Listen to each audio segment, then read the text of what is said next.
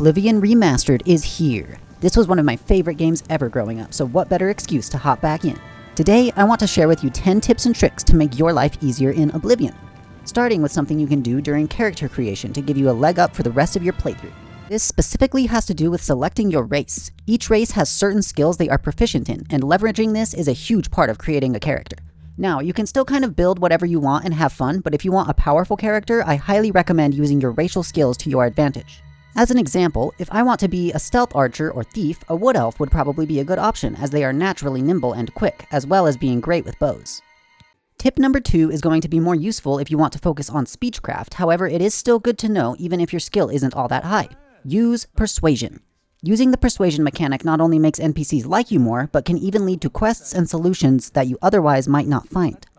Next is a little piece of advice on managing your inventory. You may have noticed that you become over-cucumbered quite quickly in this game.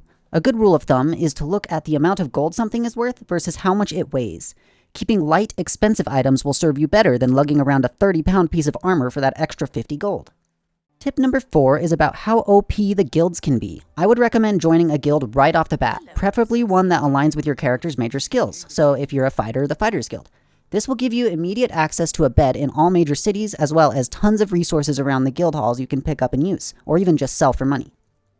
My 5th piece of advice has to do with dialogue again. Quite simply, just ask random people about the city and rumors. This is often how you unlock quest lines in this game. Also make sure to pay close attention to the dialogue.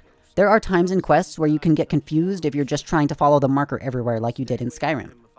Tip 6 might seem quite obvious, but it can be easy to miss the fact that you need to sleep in order to level up in this game. I personally really like this, as without this mechanic, sleeping would be basically useless. Now, tip 7 might be considered cheesy, but it's still extremely useful, especially at higher difficulties. If you are having trouble with an enemy, try luring them to the guards. The guards are quite powerful in this game, especially at early levels, so use this to your advantage. Just be careful you don't misfire, or they may turn their attention on you. Real quick, if you guys enjoy this type of content, please consider leaving a like or subscribing to the channel. I make all this content by myself, so any support is greatly appreciated. Now back to the video. Another arguably cheesy piece of advice is that you can actually fast travel to any major city on the map right off the bat. This can be extremely useful, especially on repeat playthroughs, but if you've never experienced this game before, I would highly recommend walking to your destination at least one time before using the fast travel system. Now my last 2 tips are especially useful for mages, but again, these can be useful to other classes as well. It might be tempting to just go into your inventory every time you want to change gear, use an item, or swap out spells, but I promise you, if you set your hotkeys up, you will not regret it. Especially as a mage, I save so much time just being able to swap over to a different spell mid-combat. Now this might seem obvious, but again, an easy mechanic to overlook if you are a new player. The final tip I want to share with you all has to do with spell effectiveness. Wearing armor has an inherent spell penalty, encouraging mages to use clothes and robes, etc. On top of this, if you are unskilled with the armor type you are wearing, your spell effectiveness will be even further weakened.